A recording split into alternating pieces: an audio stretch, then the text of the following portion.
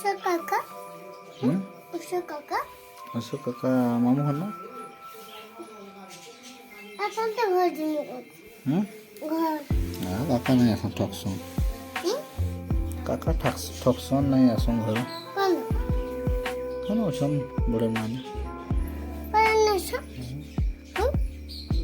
हा काटा पडतो काय काटा पडतो